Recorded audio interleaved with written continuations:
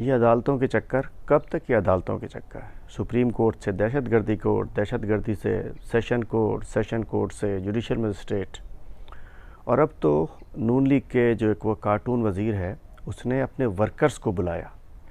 میں پوچھنا چاہتا ہوں سائنسدانوں سے کہ کیا عمران خان کی سیکیورٹی کو خطرہ نہیں ہے؟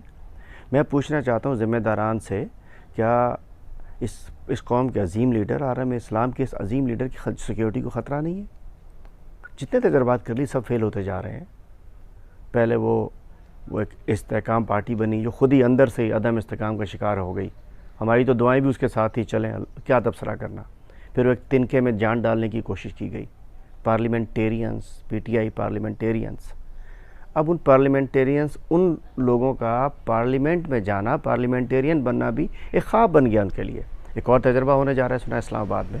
لیکن جس طریقے سے عدالتوں کے چکر لگوائے جا رہے ہیں اور آج جان کو خطرے میں ڈالا گیا، نون لیگ کے ورکرز کو وہ بلاتا ہے کارٹون وزیر مشیر، اور اس کے بعد اگر اس کے کور میں کوئی اور آ جائے، سیکیورٹی بھی نہیں ہے، گاڑیاں بھی شاید اس طریقے کی نہیں ہیں، پرانے جو سیکیورٹی کے لوگ تھے ان کو بھی کیسز میں ڈال دیا گیا ہے۔ میں کہتا ہوں ذمہ دار کون ہے؟ کس طرف جا رہا ہے حالات؟ ایک اور چیز بتاتا چلوں کہ ہم جیسے لوگ بھی، جو بھی پارلیمنٹیرینز ہیں، ہم تو چلیں الیکٹیبلز نہیں ہیں، لیکن جو الیکٹیبلز تھے وہ بھی قصہ پارینہ ہو چکے۔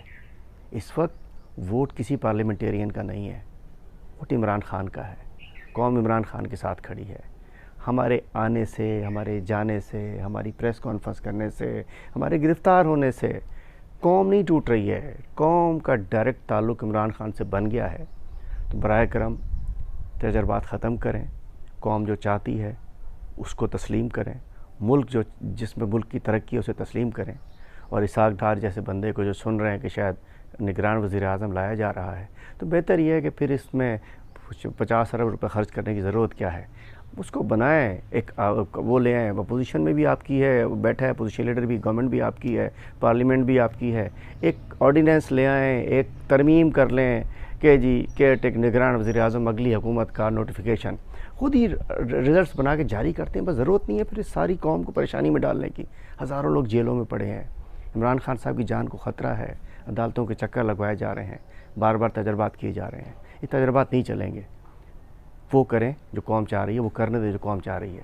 اسحاق ڈار کو لے آئیں، کسی کو لے آئیں، رزلٹ کوئی نہیں آنا۔ جیسے پہلے تجربات فیل ہوئے، آئندہ بھی کوئی تجربہ ہوا تو فیل ہوگا۔ خدا رہا نہ کریں، خدا رہا نہ کریں، ملک کا سوچیں، ملک غلط طرف جا رہا ہے۔